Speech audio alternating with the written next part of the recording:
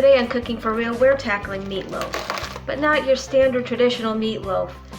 It's going to start out that way, but then I'm going to finish it off in a different manner. So what I did buy here was a simple meatloaf and meatball mix. It is a blend of ground beef, pork, and veal. So that looks like this.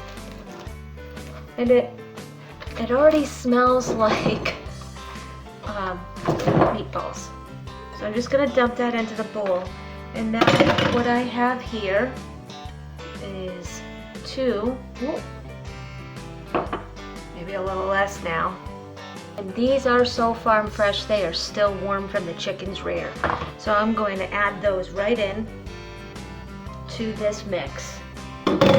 And of course, every single meatloaf you're ever going to run across, every recipe has breadcrumbs.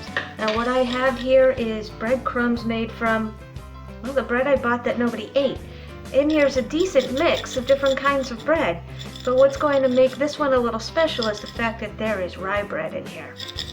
So I'm going to add about, you know what, I'll do a measurement for you.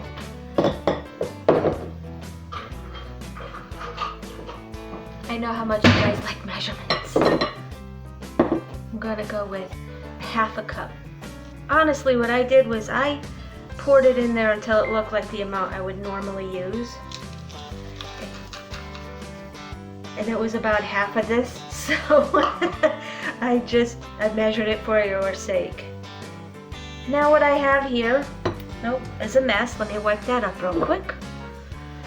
I have a little egg splashage.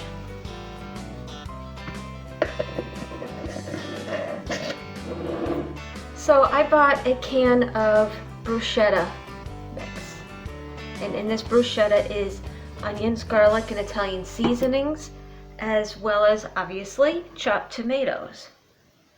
And you know, a good meatloaf does require a lot of moisture.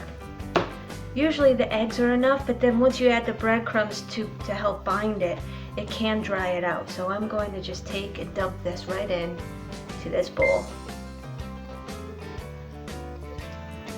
Okay, now I've got my hands cleaned up and my rings off, and it's time to get this mixed on up. Even in this state, you know, with the raw meat, this already smells amazing. And you can see I do have a lot of good moisture built in here. I'm not going to dry this up any further. I know a lot of people like a much drier meatloaf mix, but I don't. So we're gonna let that settle. And it's time to wash our hands again. I did promise you that this was going to be a little bit different than meatloaf you're accustomed to making. So let me just pop this out from under the camera.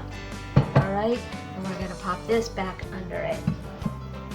It is my tried and true, trusty not rusty, cast iron frying pan. We're gonna give that a nice spray of Pam. Pam for the pan. Okay, and then very simply into the pan, on top of the pan goes our meatloaf mix. Look at how colorful this is. This is not your normal meatloaf.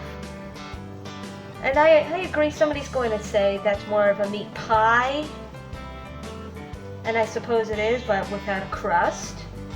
I think you can call it more of a meat pancake. You might hear that I'm constantly washing my hands. Well, I keep touching raw meat and raw eggs, so we don't want to cross-contaminate. Now, I'm only doing this because I am a cheese fanatic. It's just looking at my grocery tracker for the year and discovering that the two things I buy the most are chicken and cheese. So I'm going to take this lovely block of Pecorino Romano and put a nice quick coating over the top.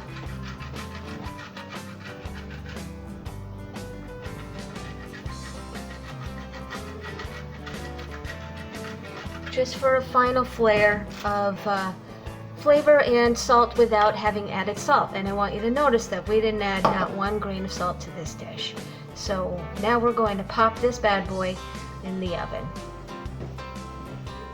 And here you have it. And I'm popping this into my 350-degree oven up here on the top rack. I'd say it's about a half hour, 35 minutes, but you're going to want to check on that. It depends on how much product you put in here, how long this takes. There you have it, my cast iron meatloaf. I hope you enjoy it.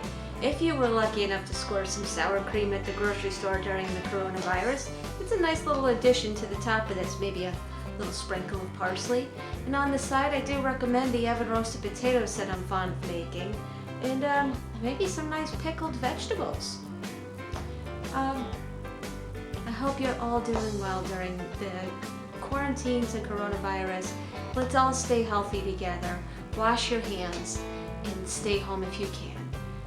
This has been Angela, and this is episode 18 of Cooking for Real, Cast Iron